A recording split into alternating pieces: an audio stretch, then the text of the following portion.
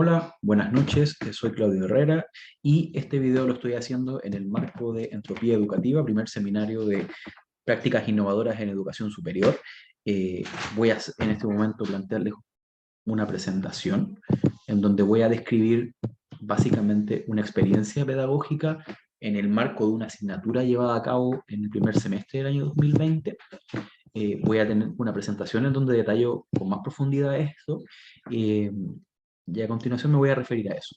Eh, Esta actividad la denomino una experiencia formativa desde la observación no participante, posibilidades del uso audiovisual en tiempo real. Soy Claudio Herrera, soy yo, soy psicólogo, magíster en psicología y actualmente soy docente de la Facultad de Ciencias Sociales en la Escuela de Psicología de la Universidad Bernardo Higgins.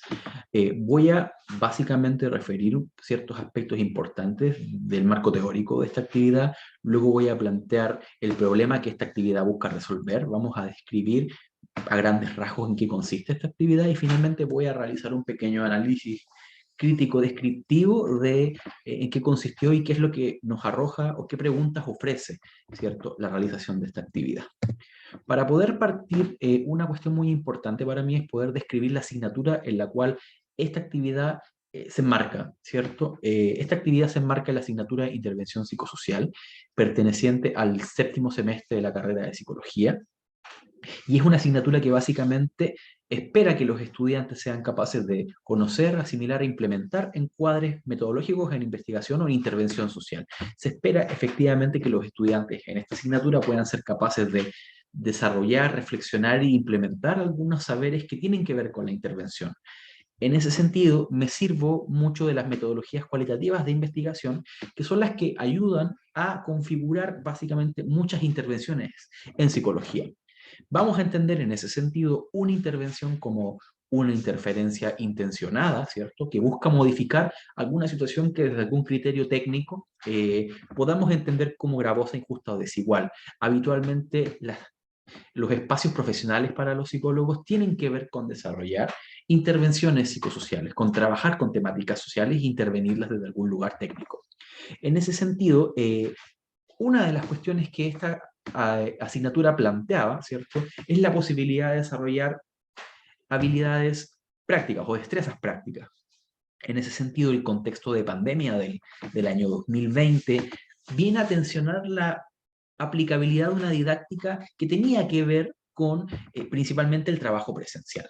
Evidentemente, toda intervención social, ¿cierto?, tiende a pensarse inserta en un contexto físico y presencial, ¿cierto? Habitualmente, las intervenciones se piensan desde un lugar situado contextual donde los psicólogos están in situ y en tiempo real en dicho lugar.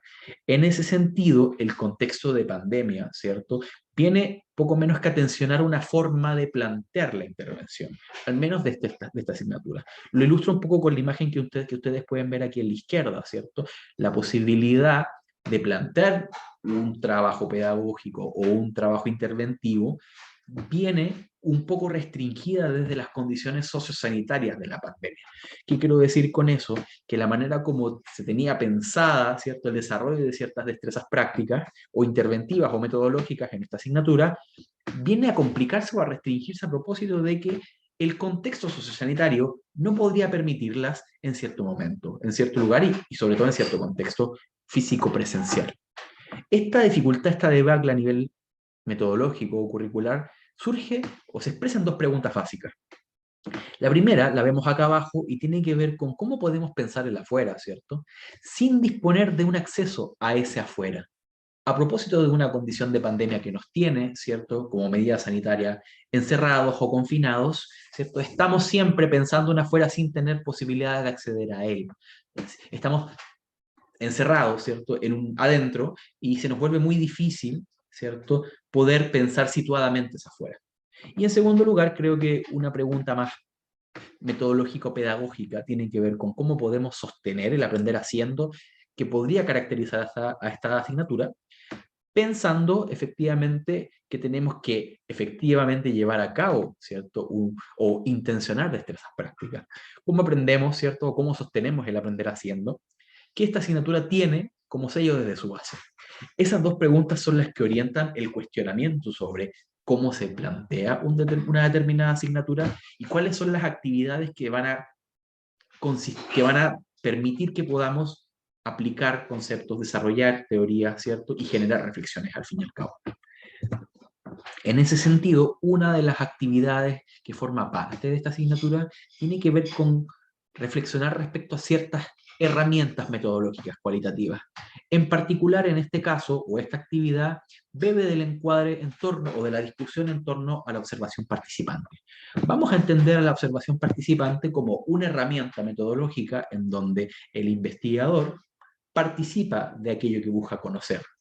Se tiende a pensar que la observación participante precisa, ¿cierto?, de que el investigador o el interventor esté dentro de aquel contexto que busca estudiar, que tenga efectivamente presencialmente algún lugar dentro de ese contexto.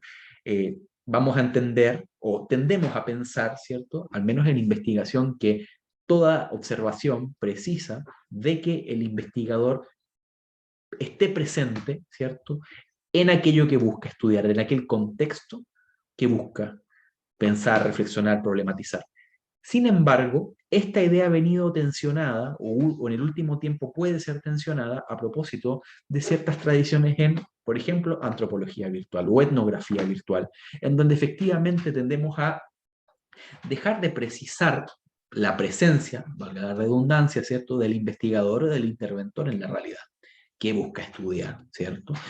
En ese contexto, o esta pequeña dificultad metodológica, pero que viene resuelta desde un lugar tradicional antropológico, ¿cierto?, la actividad propuesta entra o se filtra por esta discusión. Concretamente, en el marco de la segunda unidad del curso, que se va a denominar técnicas de producción de información en la intervención social, ¿cierto?, vamos a invitar a los estudiantes a reflexionar sobre lo que es la observación participante, que se ubica en un continuo que tiene que ver con el protagonismo o la implicación que tiene el investigador, desde el espacio mucho más participativo hacia ciertos lugares en donde su participación podría pasar, comillas, desapercibida. A propósito de esta reflexión, ¿cierto?, se les propone a los estudiantes la siguiente actividad. Esta actividad tiene que ver con la segunda unidad y toma lugar más o menos en mayo del 2020. En ese contexto y previo al inicio de la clase llevada a cabo vía Zoom, durante la clase sincrónica evidentemente, a los estudiantes, alrededor de 20, ¿cierto?, se les hace llegar un link de acceso a un determinado video, que en tiempo real, ¿cierto?, filmó un determinado acontecimiento social. ¿Cuál es este acontecimiento? Este acontecimiento es lo que la galería CIMA, que es una cámara situada en la punta de un edificio, ¿cierto?, en la intersección entre Alameda con Vicuña Maquena, registra de un momento temporal particular, en este caso el 25 de octubre del 2019, en donde se lleva a cabo lo que la prensa denominó la marcha más grande del mundo, la marcha más grande de Chile. En ese contexto, este video lo que hace es registrar por 9 horas seguidas los acontecimientos que se llevan a cabo ese día. Es decir, cómo se configura esta manifestación popular y más o menos cuáles son sus características que se siguen filmadas desde arriba a lo largo de 9 horas seguidas. Coloco aquí el link de la Galería CIMA como proyecto y también quiero mostrar brevemente en qué consiste, ¿cierto?, esta filmación. Ahora, ¿cuál es el encuadre? ¿Cuál es la pregunta que orienta el trabajo de los estudiantes? Se les propone, ¿cierto?, hipotéticamente, que ellos son investigadores que van o que necesitan, ¿cierto?, investigar una determinada realidad social. ¿Cuál va a ser esa? Va a ser tomar registro como observadores, ¿cierto?, de la conducta social de quienes están participando en esa jornada de manifestación. Imaginando que ellos están, ¿cierto?, situados en la punta de este edificio, la idea es que ellos puedan dar cuenta de la información y puedan registrar conductas sociales típicas y anormales dentro de ese repertorio conductual, de lo que se ve en este día y en relación a esta manifestación social particular. Voy a detenerme para poder mostrar el video donde se documenta, donde aparece efectivamente la cámara registrando lo que ocurre ese día. Tengo aquí el video y esto es lo que todos los estudiantes tuvieron en sus determinadas plataformas o computadores, ¿cierto? Yo hago llegar este link a través de Zoom y cada uno en sus casas con sus propias conexiones, ¿cierto? Y en sus propios aparatos tecnológicos van a poder estar viendo este video. ¿Por qué lo hago así? Porque probablemente si yo hubiese mostrado este video desde mi programa, desde mi plataforma, es muy probable que las conexiones de los estudiantes habrían dificultado el hecho de que esto hubiese sido una actividad simultánea. Es decir, que todos podamos ver el video en un determinado momento, al mismo tiempo, ¿cierto? Mientras vamos comentándolo. Como si todos estuviésemos situados arriba, en la punta desde donde la galería Cima está filmando la Plaza Italia y sus alrededores. En un principio yo les digo a los estudiantes que identifiquen conductas sociales, pero que también vayan registrando lo que ellos piensen, sienten y creen. En un principio nos detenemos en los primeros momentos de la jornada, en donde efectivamente hay determinadas conductas que se ven, ¿cierto?, desde muy lejos, pero que también, por ejemplo, los estudiantes identificaron y asociaron a el flujo vehicular, ¿cierto? Tenemos una determinada presencia de vehículos que están circulando, ¿cierto?, por la vía, mientras donde está la estatua del general Baquedano, están ocurriendo cosas. En un momento nos detenemos a mirar y a detenernos también en los transeúntes que van circulando por el espacio, por la avenida Pío IX, hacia la Universidad de Chile. Vamos deteniéndonos y vamos haciendo comentarios sobre lo que ellos ven, cómo van registrando aquello que están viendo y cuáles son los pensamientos que circulan alrededor de esa observación. Yo les digo posteriormente que los estudiantes puedan detenerse todos, ¿cierto?, en las, por ejemplo, 2 horas de grabación. Vamos a detenernos en las 2 horas y nos damos cuenta que efectivamente sucede otra cosa. Las conductas sociales van a ser distintas o podrían mantenerse, y eso es lo interesante que yo espero que los estudiantes puedan visualizar. Vemos que efectivamente van sucediendo algunas cosas, prolifera la gente, probablemente el uso del espacio tiende a ser distinto al que parecía antes, se interrumpe, por ejemplo, el flujo vehicular y los estudiantes se van deteniendo en lo que va sucediendo o en qué va siendo típico de la conducta masiva o de las conductas que se dan en la masa, pero también cuáles son las cosas que van sucediendo en las periferias. Si bien vemos acá, ¿cierto?, hay un grupo en donde suceden una serie de actividades de las cuales estamos lejanos, pero que podemos visualizar y por lo menos hipotetizar. Los estudiantes van mirando, se van deteniendo en las cosas que les llaman la atención, y luego yo les digo que se detengan efectivamente cuando en el video se marcan las 5 horas. Claramente la situación que emerge, ¿cierto?, es completamente distinta y podríamos decir que es el auge de esta manifestación popular, en donde, por ejemplo, el movimiento de una bandera, ¿cierto?, a través de la masa, por decirlo de alguna manera, es bien interesante.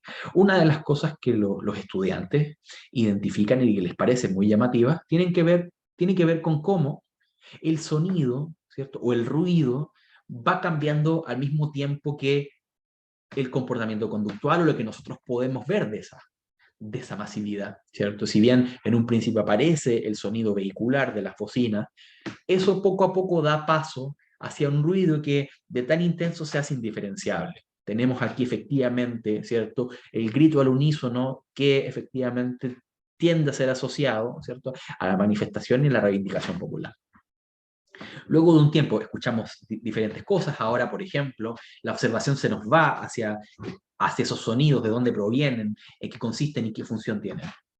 Posteriormente, yo les comento a los estudiantes que puedan avanzar en el video y, por ejemplo, llegar hacia casi las 6 horas, en donde efectivamente la masa pareciera diluir, pero persisten ciertos focos en donde hay mucha actividad y donde esa actividad es muy intensa. Los estudiantes efectivamente van reflexionando sobre lo que van viendo, van haciendo comparaciones entre lo que sucedía al principio y lo que va sucediendo ahora. Eso también va acompañado de un registro y un cotejo de lo que ellos van pensando y sintiendo. Generalmente todos los estudiantes están viendo, porque yo les indico cuándo detenerse en el video, el mismo momento, la misma secuencia. Lo interesante es que tenemos 9 horas para poder detenernos con detalle en lo que el video nos indica. Voy a volver a la presentación para poder seguir con lo que podemos analizar de esta actividad.